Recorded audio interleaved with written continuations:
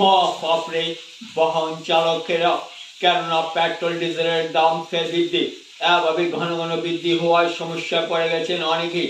কটাক্ষ করে অনেকেই বলেছেন, লোকসভা নির্বাচন শেষ হতে না হতে পেট্রোল ডিজেলের দাম বৃদ্ধি হয়ে গেল। নির্বাচনের পরবর্তী এভাবে বৃদ্ধি, তার অন্তর্নিহিত অর্থ কি রয়েছে জনগণ ভালোভাবে অবগত হতে পারে।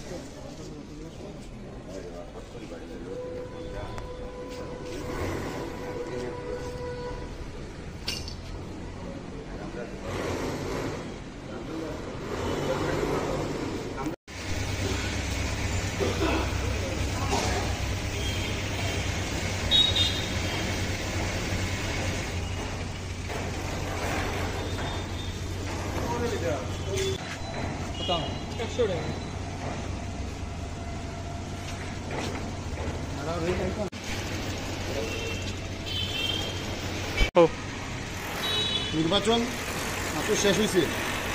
কেন্দ্রীয় গভর্নমেন্ট বা তৃতীয়বারের লিগা হওয়ার যায় এখনো বইছেও না। তারপরে 1 টাকা 16 পয়সা তেলের দাম বাড়িয়ে দিচ্ছে। দিন দিন দ্রব্যমূল্য বৃদ্ধি বাড়িয়ে যায়। তারা মেহঙ্গাই কন্ট্রোলের কথা হইয়া যে বারবার মানুষের দুর্বল না। আজকে দেখুন এই খালি তেলের লগে একটা জিনিসের লগে না, অনেক জিনিসের লগে সম্পর্ক আছে। আজকে তেলের দাম বাড়ার লগে লগেই বিভিন্ন জিনিসপত্রের দাম বাড়িয়ে যাব, ট্রান্সপোর্টেশনের খরচ যখন বাড়িয়ে যাব তখন অটোমেটিকলি এই তেলের লগে সমগ্র জিনিসের দামের লগে মানে একটা টান আছে। কারণ এই তেলের দাম বাড়ার লগে লগেই সব জিনিসের দাম বাড়িয়ে দিবে। তো বিশেষ করে আমি আপনাদের মাধ্যমে অনুরোধ জানাই সরকারের কাছে যে অতি শীঘ্রই তেলের দাম হ্রাস করা নিবে, কমানি নিবে। কারণ এই তেলের লগে সমগ্র অর্থব্যবস্থার একটা টান আছে।